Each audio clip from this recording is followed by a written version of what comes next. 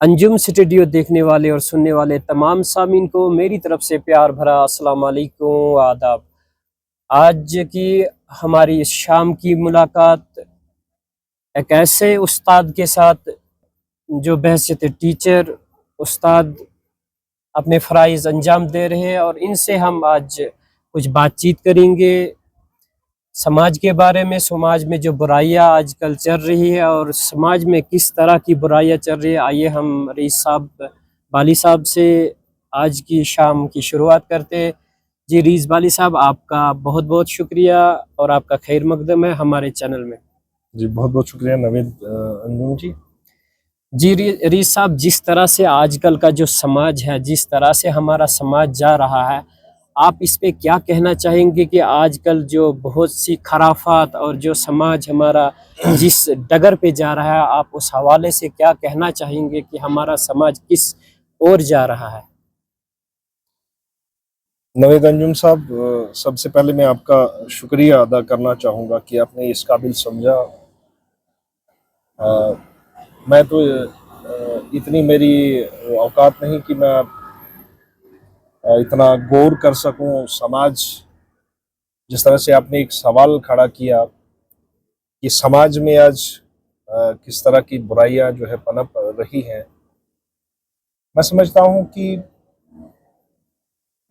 आज जिस तिलिस्माती दौर के अंदर हम सांस ले रहे हैं, एक वो दौर था कि जब एक बच्चा माँ की लोरी सुनते सुनते जो है उसको नींद आ जाती थी।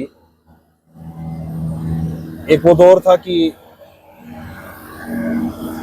माँ की गोद और माँ की पीठ जो है एक बच्चे के लिए बहुत ज़्यादा अहमियत रखती थी, लेकिन आज के दौर में ऐसा जो है देखने को कुछ भी नहीं मिल रहा है। आज हाथों में मोबाइल, बच्चे के हाथ में मोबाइल थाम लिया तो वही उसके लिए एक बहुत बड़ी दुनिया बन चुकी हुई है, जहां पर इंसान जहां पर एक बच्चा या समाज के अंदर नौजवान जो है वो इंसानी कदरों से काफी दूर भागते जा रहे हैं, भटक रहे हैं। तो जरूरत इस बात की है कि कहीं हम अपना विकार तो नहीं खो रहे, कहीं इस फैशन के नाम पर जो आज जिस मादियाती दौर के अंदर जहां हम सांस ले रहे हैं, मैं समझता हूं और शायद मुझे कभी महसूस भी होता है, एक घुटन सी महसूस होती है, जहां एक नौजवान इखलाकी कदरों को भूल चुका है, जहां पर तहजीब और तमद्दन जो है कहीं देखने को नहीं मिल रहा। जहां जब एक ऐसा दौर था, मैं समझता हूं कि किसी जगह पर अगर एक बुजुर्ग खड़ा हो जाता था तो वहां पर एक बच्चा या नौजवान वहां पर खड़ा नहीं हो सकता था। जी रईस साहब, जिस तरह से आजकल माशरे के अंदर अक्सर पाया जाता है कि नौजवान जो है ड्रग्स और तरह तरह की बुराइयों में मुलविस हो चुके हैं और आजकल का जो यूथ है, जो नौजवान है, ज़्यादातर इन नशा की तरफ लगा हुआ है और इन बुराइयों में ज़्यादातर जा रहा है। नवेद साहब, तो इस बारे में आपका क्या ख्याल है? मैं यही चीज आपसे कहना चाहूंगा कि मैंने आपसे पहले भी यही चीज कहने की कोशिश की थी कि नौजवान कहीं ना कहीं एक जो उसका जो मुकाम था, जिस तरह से आलमा इकबाल ने एक नौजवान को शाहीन से ताबीर किया था कि तू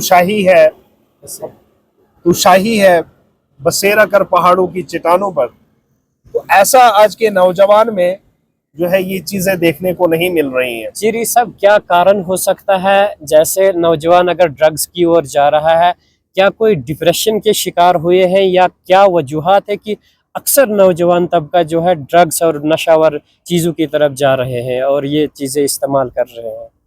जहां पर मैं नवेद साहब, मैं आपसे एक बात जरूरी कहना चाहूंगा कि इसके लिए हम सब जिम्मेदार हैं। इसके लिए हमारा समाज, हमारे वालिदैन, हमारा जो है आस पड़ोस, ये सारी चीजें जिम्मेदार हैं। तो कहीं ना कहीं इन चीजों पर जो है गौर खोज करने की जरूरत है।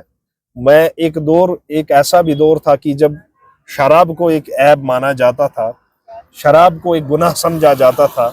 लेकिन आज के दौर में अगर आप देखेंगे तो हमारे इलाकों के अंदर आप देखेंगे कि मैक्सिमम जो नौजवान तबका है जी कहीं ना कहीं शराब की लत में जो है मुब्तला हो चुका है। बिल्कुल और उसे ये गुनाह वो इस बात को गुनाह नहीं समझता, बल्कि इस चीज को जो है फैशन जो है समझता है।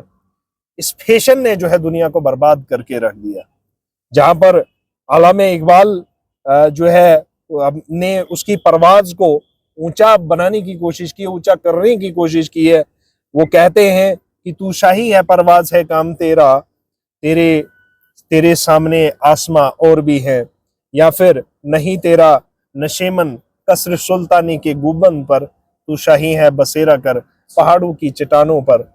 तो मैं नवेद साहब आपको ये कहना चाहूंगा कि कहीं ना कहीं माशरे में जो बुराइयां पनप रही हैं तो उन पर लगाम लगाने की जरूरत है। यहाँ पर हमारी जो मॉरल एजुकेशन है उसको जो है कहीं ना कहीं उसकी कमी है। हम लोगों को चाहिए, समाज को चाहिए, इदारों को चाहिए, सिविल सोसाइटी को चाहिए, जो हमारे एजुकेशनल इंस्टीट्यूशन है वहाँ पर ये ज़रूरी बनता है कि वहाँ पर जो है ये मोटिवेशनल जो है जो बातें हैं वो बच्चों तक, नौजवान नस्ल तक पहुँचाई जाए, ताकि इसमें ड्रग्स में मुब्तला होने से बच जाए। जी री साहब, जिस तरह से आप का पेशा जो है वो वैसे थे उस्ताद, आप अपने फ़राइज़ अंजाम दे रहे हैं, तो आजकल अक्सर देखा जाता है आप वैसे उस्ताद काम कर रहे हैं, तो कैसा रवैया रहता है एक तालिब इल्म का एक उस्ताद के साथ? क्योंकि अक्सर देखा जाता है जिस तरह से पुराने ज़माने में आपने जो तस्वीर कशी की और जिस तरह से आपने बताया कि एक ज़माना हुआ करता था, तो उस ज़माने में अक्सर ये देखा जाता था कि एक तालिब इल्म और एक उस्ताद के दरमियान बहुत बड़ा फ़र्क, एक गैप होता था, चाहे वो इखलाकी तरीके से होता था या एक स्टूडेंट का एक उस्ताद के साथ क्या रवैया होता था। आजकल क्या आपको कैसा रवैया दिखता है एक तालिब इल्म का एक उस्ताद के थे? नवीन साहब, कहीं ना कहीं कमी तो पाई जाती है, लेकिन अल्हम्दुलिल्लाह मैं जिस इदारे के अंदर काम करता हूँ हमारी कोशिश होती है, मेरे साथ और भी मेरे मोहतरम उस्ताद है, हमारी कोशिश होती है कि इखलाकी तालीम का होना जो है नौजवान नस्ल के लिए बहुत लाजमी है।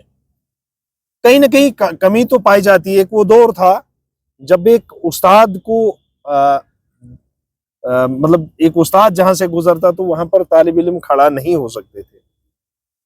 तो आज के दौर में अगर उस्ताद गुजर भी जाए तो उस तुलबा को कोई फर्क नहीं पड़ता, नौजवान नस्ल को कोई फर्क नहीं पड़ता। मुझे अभी भी याद है, मेरे काफ़ी उस्ताद किराम हैं, आपने सुबह देखा मेरे साथ एक उस्ताद मोहतरम जिन्होंने मुझे इब्तदाई तालीम जो है दी, मैं आज भी उनकी वही कदर करता हूँ। मेरे दिल और दिमाग में वही, मैं सुबह उस उस्ताद से मिला, वल्लाहि मैं उसके सामने खड़ा हुआ तो एक शर्म महसूस हुई, मतलब एक मेरी हिम्मत नहीं हुई उस्ताद के सामने खड़ा होने की।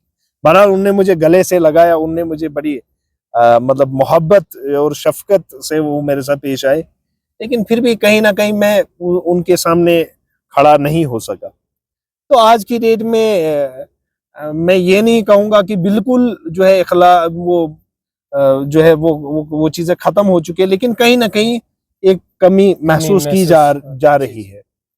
जिस तरह से अक्सर देखा जाता है कि नौजवान जो नस्ल है ज़्यादातर मोबाइल के एडिक्ट हो गए हैं और ज़्यादातर मोबाइल फ़ोन का इस्तेमाल कर रहे हैं, जिससे बहुत ज़्यादा माशरे में भी बहुत ज़्यादा खराफात ने जन्म लिया है।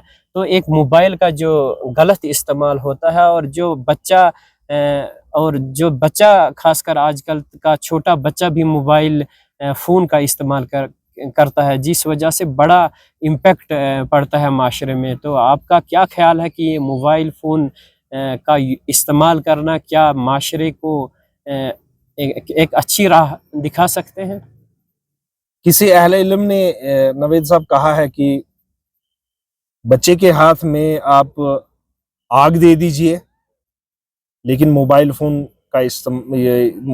फ़ोन से उसको बचाइए। बहरहाल आज की डेट में मैं समझता हूँ कि वो कौन सा घर होगा, करिया करिया गांव गांव घर घर,